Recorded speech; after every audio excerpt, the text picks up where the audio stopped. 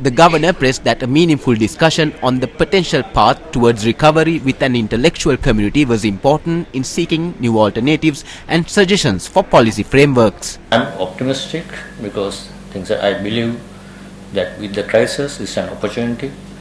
The people in this country and the authorities certainly will realize the importance of implementing important medium to long-term growth enhancing reforms. If there is a greater public support for those difficult reforms to be implemented, then obviously we can recover the losses, the output losses that we are incurring in this year, next year, and going forward, compared to where we were earlier. And this time it's much more complicated. We are in the crisis, not only because of the balance of payment crisis, also debt crisis coming together. So that's where there will be no excuses, or there will be no second opportunity for us to stabilize the economy and regain the outputs that we are going forward, unless we implement all together. It's not necessarily only to stabilize the economy next year. It's some funds we are getting from the IMF, World Bank, ADB, and also some relief we are going to get in some of the restructuring. That's only temporary relief that we are going to get.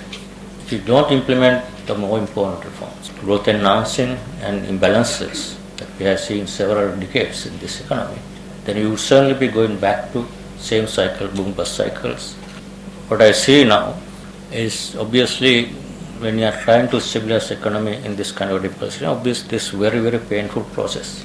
There's no question about it. We have had the earlier announced the preempted default, and then we obviously defaulted.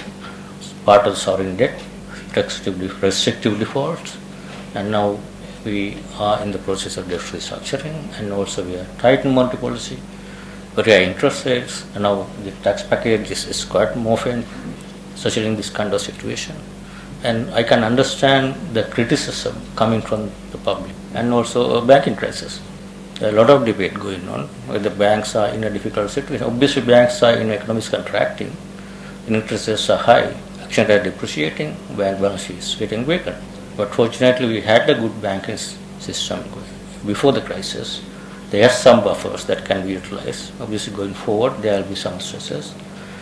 I am confident that we can, in the debt restructuring process, and even in our discussions with our creditors who are now willing to support Sri Lanka in the restructuring, none of the creditors obviously clearly express they don't want a banking crisis in this country in the debt restructuring. That's very clear. Political will and the readiness to take unpopular decisions is also essential.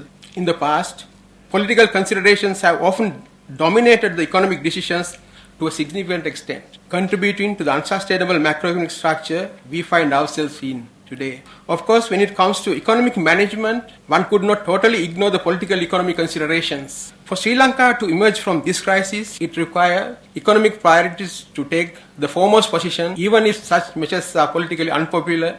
Let's look at what the governor discussed in particular. He made it clear that aid from the IMF and the World Bank was just temporary relief, and sustainable internal recovery must be achieved in Sri Lanka. For this, the new tax reforms, he said, were essential, despite the hardships faced by many. The governor also commented that the government was currently working on restoring the autonomy of the central bank, a conditionality requested by the IMF prior to receiving our loan.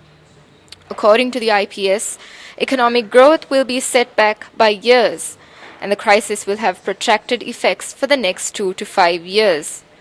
What will be the future of Sri Lanka's recovery? We'll wait and see.